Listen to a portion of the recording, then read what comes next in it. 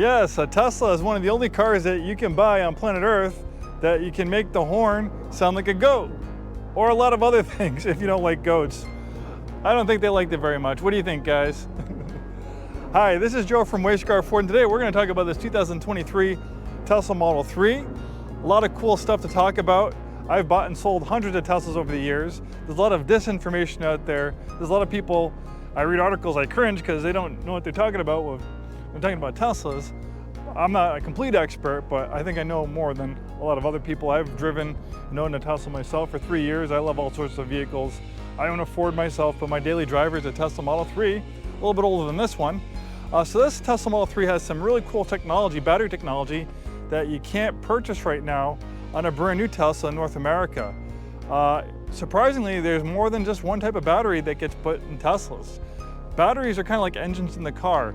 There's a high performance engine, high performance battery, there's the economical battery, high economical engine. Like you can have the Mustang 5-liter V8, or you can have the Toyota Prius hybrid. Obviously, they make the vehicle go, but they make it go in different ways. Kind of like this Tesla. So 2023 is a great year for the Model 3 because we saw a lot of big changes in 2021. 2023 is the last model year of this generation Model 3. In 2024, the Model 3 went through a very heavy revision. You could almost call it a complete redesign. Tesla doesn't, but I almost consider it almost complete redesign. So this is a Tesla Model 3 rear-wheel drive, previously known as a Standard Range or Standard Range Plus. So if we take a look at the battery technology, if we look here, high voltage battery type, lithium iron phosphate. So a lot of Teslas, all the Teslas made today use lithium-ion batteries, not lithium iron, lithium-ion. For the most part, they call these LFP batteries to differentiate them because, you know, lithium ion and lithium iron sound very similar. So what are the differences? So lithium ion generally is more energy dense. For the weight of the battery, it can hold more energy than an LFP battery, but they cost more to produce. They're more expensive. They can unleash more, lithium ion batteries can unleash more energy and dump them into the electric motors faster. So generally they offer better, like 0 to 60 performance, things like that. So we find these batteries like in some of the premium Tesla EVs, like the Model 3 Performance, the Model S Plaid, the Cyber Beast, Cybertruck. Those all use these lithium-ion batteries. LFP batteries, which this is equipped with, have advantages. LFP batteries cost less to produce. They don't use rare earth materials like cobalt and other rare earth materials, so they cost a lot less money to produce, and they don't have the same impact on the environment, mining, you know, rare earth minerals, metals, things like that. But the thing with the LFP batteries is that we don't really have companies in the United States that make LFP batteries in volume. Most of the LFP batteries come from China. So a lot of the Teslas that are for sale in China will have LFP batteries. But most of the batteries that we find for sale in the US market have lithium-ion batteries because of there's a $7,500 EV tax credit, and to qualify for that, you have to have your batteries made in the United States. So as soon as that requirement came along, we saw these LFP batteries pretty much disappear almost overnight from Teslas, and they pretty much put lithium-ion batteries in all their Tesla products these days. That is going to change. The tax credit's going to go away. We still have tariffs which require, you know, the vehicles components and the vehicles to be majorly produced in the United States. So Tesla's actually constructing a plant in conjunction. Tesla's actually in contract with a Chinese company that will teach them how to manufacture LFP batteries in the United States in their own plant.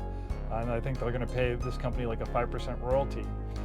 Ironically, LFP batteries were invented in the United States way back in the, I don't know, 10, 15 years ago. But the company that, and they were created with government money. It was government grant money that was granted to this startup that invented this cool technology. Unfortunately, the startup failed, and a Chinese company bought the LFP technology, and it went to China. Now China is one of the biggest battery producers in the world, and they are the biggest battery producer of LFP batteries. and they've become experts at it. That's why Tesla, the EV experts, has to actually hire and contract a Chinese company to come here and teach them how to properly manufacture these batteries. So what is special about LFP batteries? They weigh more. That's not good.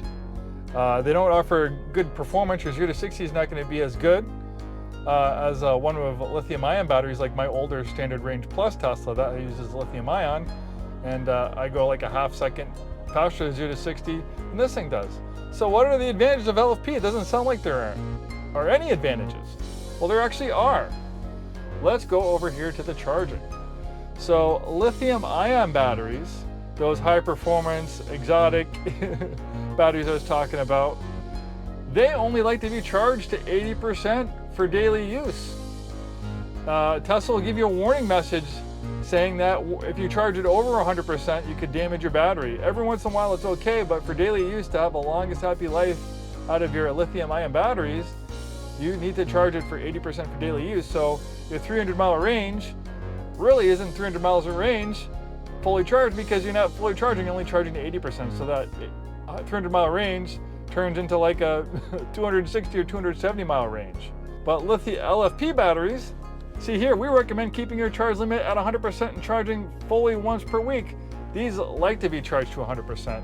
This has a fully charged range of 270 miles, so every day you can potentially get close to that full 270-mile range, because these batteries like to be charged to 100%, and they prefer it. So that's good. What else is good about LFP batteries? Well, batteries are pretty new. We don't have too many EVs out there of 300, 400, 500,000 miles. We have some older Teslas, but LFP batteries could last up to twice as long as lithium-ion batteries. So there's potential. This Tesla batteries could last 400 or 500,000 miles. Generally, lithium-ion batteries, we see them go 200, 300,000 miles, sometimes a little bit longer. LFP batteries have potential to be twice that. That's very possible. It's not, these aren't guarantees, these are speculations, so I don't want you to, but do some research and you'll see that there's a consensus. What I'm saying about this battery technology by the experts is likely true. Nothing's guaranteed. Every battery is different. So yeah, these can last longer. In fact, they're talking about recycling batteries and putting them in like battery farms and these big energy packs, because batteries are turning out to be so robust, they're actually lasting longer than the vehicles they put them in. The vehicles are just kind of falling apart and getting beat up, and once a vehicle has 200,000 or 300,000 miles on it, it's not just the batteries, but the steering, the brakes, you have corrosion, things are just wearing out. But the batteries themselves, if they were taken care of, they're pretty happy, and they can be recycled and put in other things that don't require the same usage as an electric vehicle. So that is my very long-winded spiel about LFP batteries, and that's what makes this Model 3 unique. This is a 2023, but for 2021 we saw some pretty big revisions on the Model 3. This generation Model 3 first came out in 2017, and in 2021 we saw a lot of cool features come out. This is a 2023 model. So one thing that we saw is a new redesigned center console for 2021. This one has a nice wireless charging pad. The overall design's a lot better. I have the older style center console, and this is a lot nicer than what I have. But another thing that came out in 2021 that's important, especially for people that drive in colder climates. If you live in a climate where in the wintertime it goes below zero or below freezing, cabin heater, heat pump. Tesla started putting heat pumps in their Teslas Model 3 in 2021. A heat pump is a lot more efficient, for the cabin heating of the vehicle. So when you have a gas engine, a nice happy dividend of having a gas engine is heat. So you don't need to take more energy out of a gas car to get heat, because you can just take the excess heat from the engine to heat inside the vehicle. Not the case with an EV. So in cold weather, you do need to take some energy from that high voltage battery to keep you warm inside the vehicle. Like a heat pump in your house, a heat pump is far more efficient. This has the AMD Ryzen processor. Ryzen?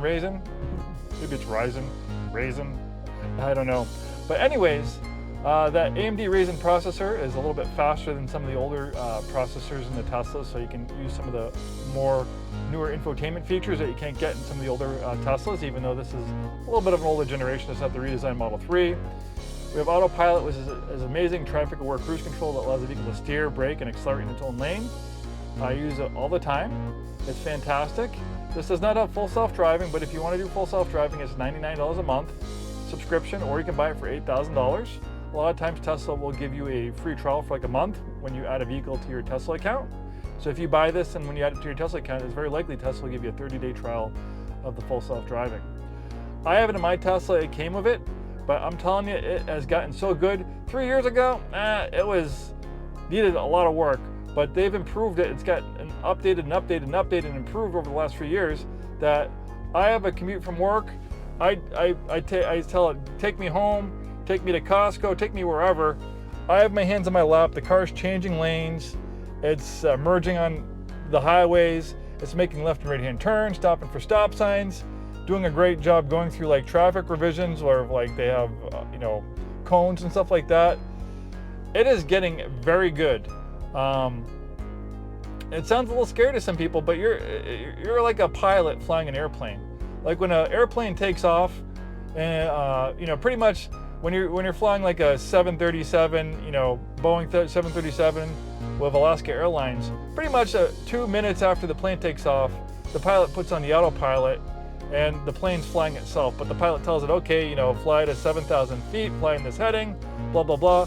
The pilot is monitoring the systems, but the plane's doing all the work because having to fly the plane and monitor all those systems is very taxing on the pilots. Likewise, with the full self-driving, it's not unsupervised, it still requires supervision. There's a camera right here, so it can see if you're looking away from the road or looking at the screen too long, and it'll shut off the system and warn you if you're not paying attention.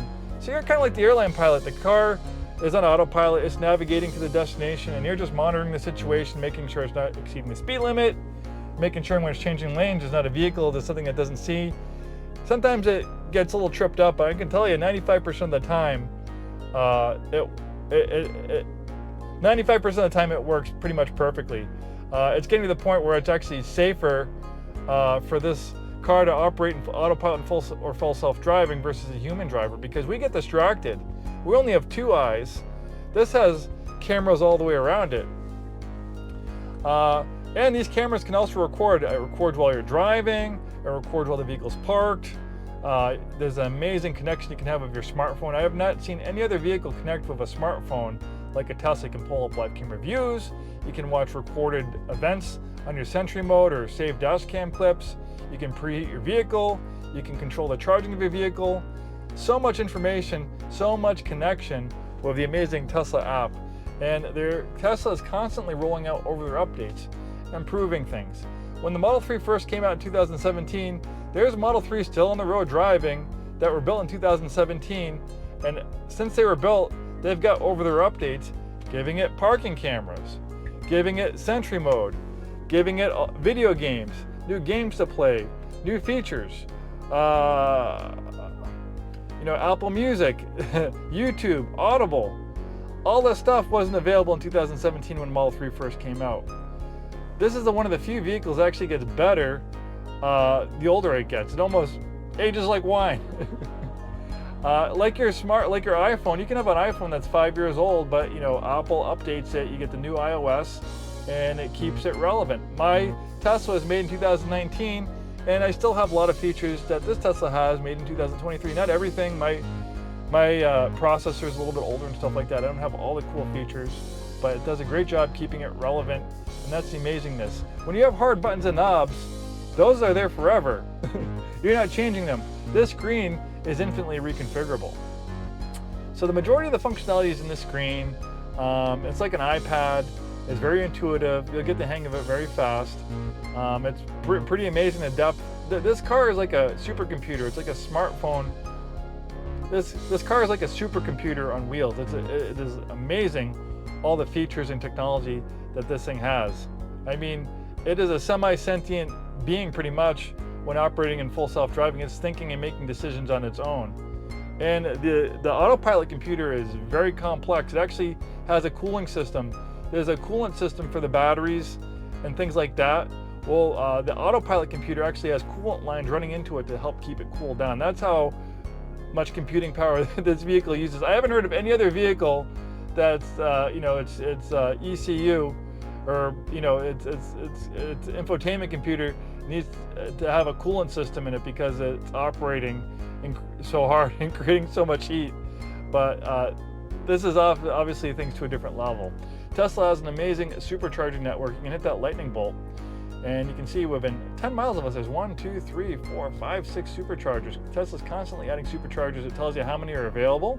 6 are available at that stall, 10 available. It tells you how fast they are, 250 kilowatts, 325 kilowatts, that's one of the newer ones. You can charge to about 80% in about 20 minutes. And they're strategically placed like at malls, restaurants. So, most people are like, well, how many people are going to drive 500 miles or 5 hours without getting out to pee or let their dog to pee or get some food, So you being able to drive 2 to 3 hours and then, stopping the charge isn't a big deal. And Tesla has an amazing trip planner. For instance, if we wanted to drive to San Francisco, well out of the range of this Tesla, 659 miles, it's charged at 91%, you just tell it where to go and it plans a trip for you. It tells you where to charge for, how long to charge for, how much range you'll have when you get to the charger, and it makes the best use of your time. It's not going to have you charge for 20 minutes because as the battery gets fuller, the slower it charges. So it uses a lot of calculations to maximize your charge rate. You're only going to charge 11 minutes at that one, 14 minutes at that one, 12 minutes. You'll charge it 20 minutes.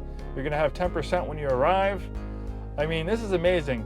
And then you'll arrive in San Francisco at that time, and it'll tell you the temperature when you arrive. This has this gives you you get weather forecasts at the current and at your destination. What other car has this stuff? And this is not a new car. This is a 2023. There's 2025 and 2026 cars, expensive luxury cars, that don't have these features. There's no other EV that I know of that has a trip planner like this. This takes all the range anxiety out of owning an EV. And it's very complex. It takes into consideration outside ambient temperature, elevation, wind speed, all things that can affect, tire pressure, all things that can affect the range of your vehicle. And look at this, fastest, best amenities, fewer stops. So you can prioritize what you want. 6 stops, 5 stops, 4 stops. Tells you how long the trip's gonna be, 14 hours, 13 hours, 42 minutes. This is amazing technology. No other car has this. Nothing. I'm in the car business. I've been in the car business 30 years. I see and drive everything. Nothing has anything like this. This car is completely different than any other car on the road. And completely different than any other EV. Even if this wasn't EV, even if this had a gas engine in it, and it had all this cool technology, the full self-driving, the screens, the video games, it would still be amazing. Aside from it being a super efficient EV. Look how long I talk about these cars for. It is absolutely crazy. But this is some serious information. And the amazing thing is that these cars have gotten so affordable. When I first bought my Tesla 3 years ago, they were luxury goods. They were, new Teslas were $50,000, $60,000, $70,000 for Model 3s. Used ones were $50,000. Now you can find used Model 3s like this all day long for under $30,000. That's not luxury car territory. That's pretty much the average price you're going to pay for a decent used car these days, $30,000, not $50,000. It's very safe, very efficient. When the Model 3 first came out, it was one of the safest vehicles ever tested by the NHTSA, one of the lowest probabilities of injury in a vehicle accident. And it's because of the passive and active safety features.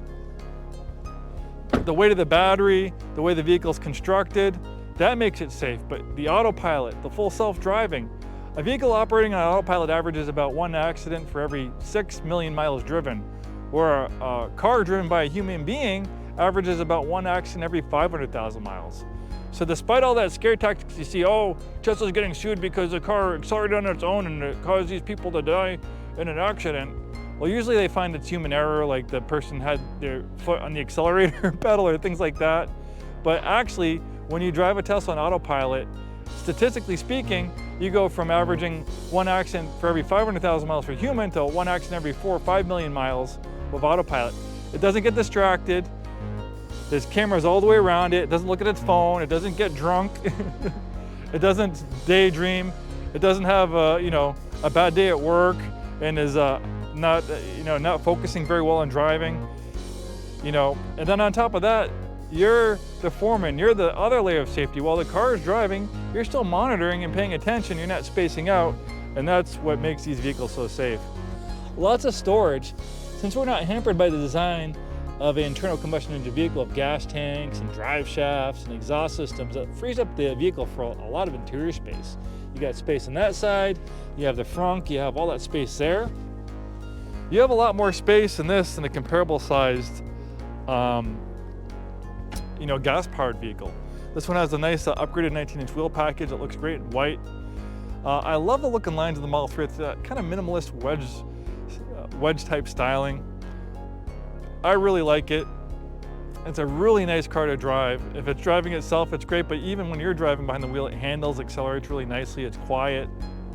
I can't say a good enough thing about these things. We sell a lot of these used Teslas. They're very popular. Its sister vehicle, the Model Y, which is like a crossover version of the Model 3, has actually been the best-selling vehicle in the entire world for 2023 and 2024. Not best-selling EV, best-selling vehicle of any type in the world for 2023, 2024 is a Tesla Model Y. So EV technology has gotten here, it's mainstream. You can charge at your house.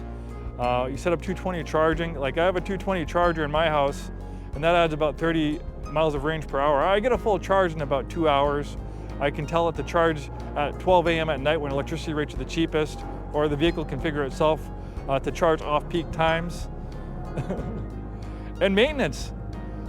Since you're going from thousands of moving parts to dozens, this doesn't have a complex internal combustion engine that requires lots of maintenance and oil changes, inspections. Maintenance is very minimal on these things.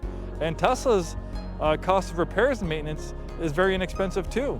Like I had Tesla send a mobile repair person to my work, and they rotated the tires for $65.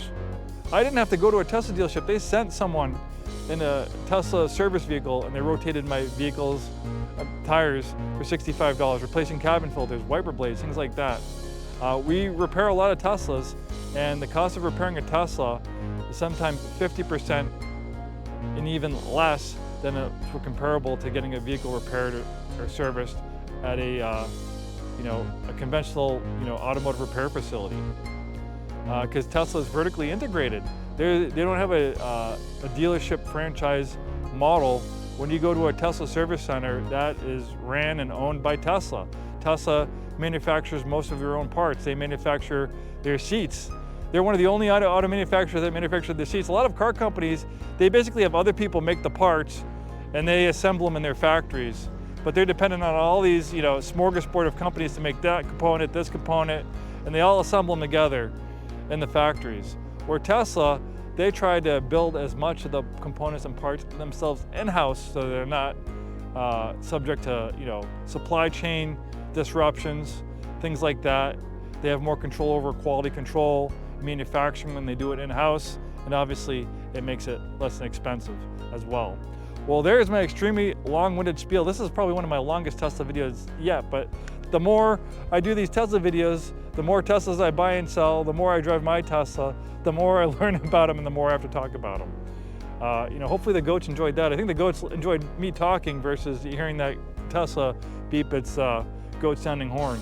They were running away, not running away from me. Pretty entertaining? Yeah? Yeah, you think so. Well, thanks for joining me in this little walk-around video. We're Scarff Ford. We sell new Fords, we sell new Isuzus, and a very wide variety of pre-owned vehicles, a lot of different EVs as well, not just Teslas. All EVs are great, all cars are great. I've been in the car business 30 years. I love all sorts of cars. I'm not partial to any particular one, though I have a soft spot in my heart for Teslas. I love everything. I love talking about cars. If you enjoy this content, please subscribe to our channel. So many cool cars to talk about. We have content coming out all the time. Maybe tomorrow we might talk about a GT500 Mustang that makes 760 horsepower. But today we're talking about this zero-emission Tesla. Thanks for watching, and we'll see you soon.